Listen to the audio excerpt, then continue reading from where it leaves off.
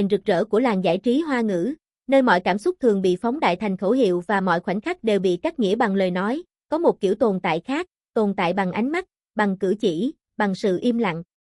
Ở đó, Tiêu Chiến và Vương Nhất Bác hiện lên như hai đường thẳng song song, không cần giao nhau ồn ào, nhưng luôn ở khoảng cách đủ gần để người ta cảm nhận được lực hút. Người ta thường nói ánh mắt là nơi không thể nói dối. Ánh mắt của Tiêu Chiến mềm, sâu, như mang theo một tầng sương mỏng. Khi anh nhìn ai đó, ánh nhìn ấy không áp đặt, không xâm lấn, mà giống như đang lắng nghe. Chính vì thế, một nốt ruồi nhỏ giữa lông mày, chi tiết tưởng như vụn vặt, lại trở thành điểm neo cho cảm xúc của công chúng. Nó khiến gương mặt anh vừa thuần khiết vừa có nét mơ hồ, như một nhân vật bước ra từ trang sách, không cần hành động mạnh mẽ vẫn đủ khiến người khác dừng lại. Còn Vương Nhất Bác, ánh mắt lại mang tính đối lập. Lạnh hơn, tĩnh hơn, ít bộc lộ. Ánh nhìn ấy giống mặt nước phẳng lặng, nhìn qua tưởng yên bình, nhưng ai tinh ý đều biết bên dưới là dòng chảy không ngừng. Khi đứng một mình, anh như một đường thẳng cứng cáp, dứt khoát. Nhưng khi đặt cạnh Tiêu Chiến, đường thẳng ấy dường như mềm đi, không phải vì yếu hơn, mà vì đã tìm được điểm tựa để thả lỏng. Điều khiến công chúng không ngừng bàn tán không nằm ở những khoảnh khắc được sắp đặt, mà ở những giây im lặng không ai yêu cầu.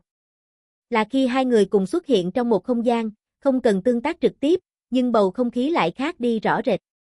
Không phải kiểu náo nhiệt, mà là cảm giác an toàn, như thể mọi thứ đã được đặt đúng chỗ. Người xem, dù chỉ là khán giả, vẫn có thể cảm nhận được sự cân bằng ấy.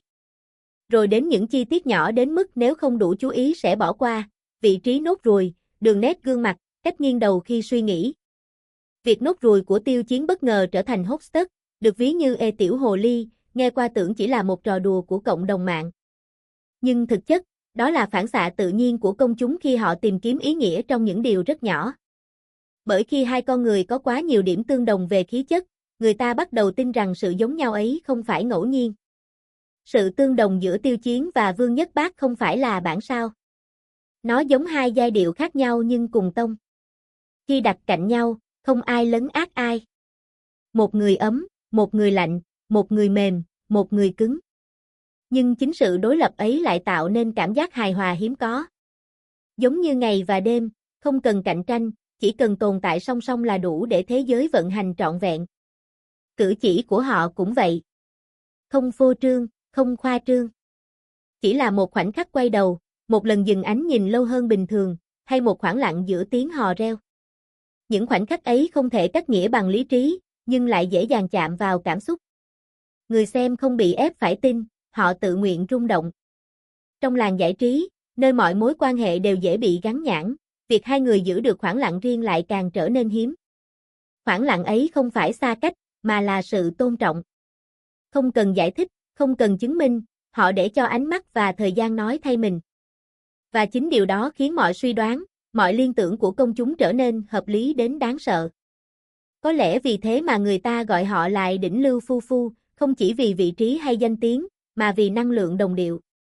Một kiểu đồng điệu không ồn ào, không cần tuyên bố, nhưng càng nhìn càng thấy rõ. Dù thời gian trôi, dù đứng ở đâu trong bức tranh giải trí rộng lớn ấy, chỉ cần nhắc đến một người kia gần như lập tức được nhớ tới. Sau cùng, điều khiến câu chuyện của họ trở nên cuốn hút không phải là câu trả lời, mà là cảm giác.